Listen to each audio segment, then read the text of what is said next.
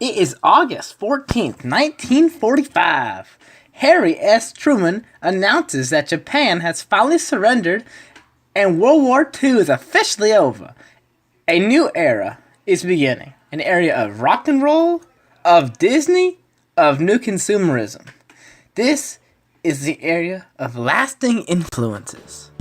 Spirits were high, parties were large, and 9 months later the number of births in the United States increased from 2.8 million to 3.4 million. Babies were born faster and faster, increasing to 3.9 million in 1952, and to a tremendous 4 million babies a year from 1954 to 1964. Along with the so-called baby boomers, a generation of teenagers was rising.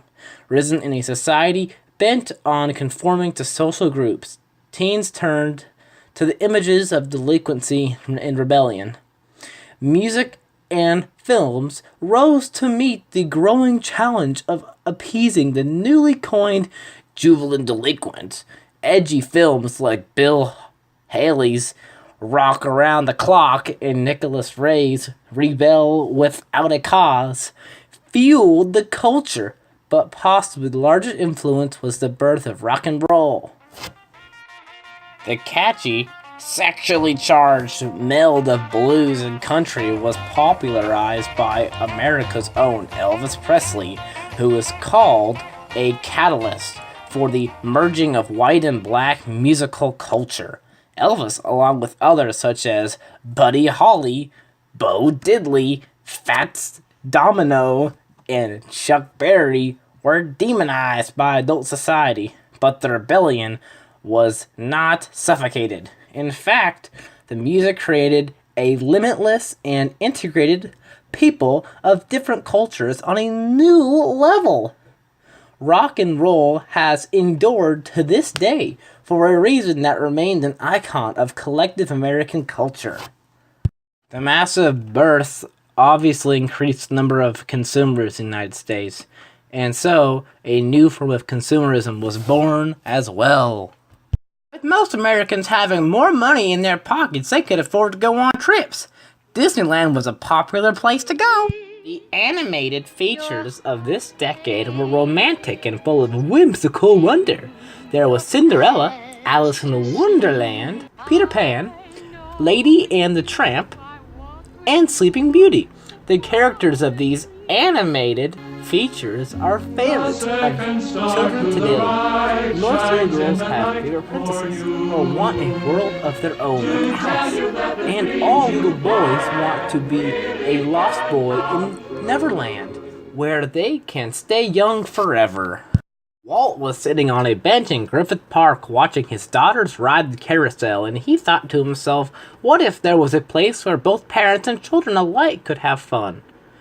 This is where the idea for Disneyland began. Disneyland would be a place where everyone could have fun and join in on the magic.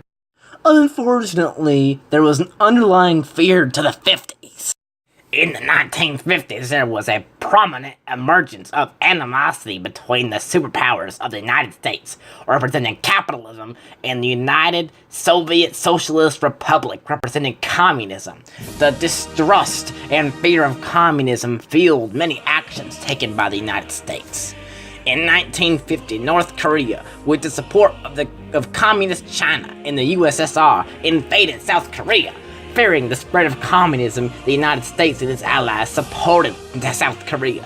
The war finally ended in 1950, but the paranoia of the United States, a myth known as the McCarthyism, was adopted by the U.S., a practice of searching for and fearing possible hidden communist sympathizers and trying to force them out of the American life.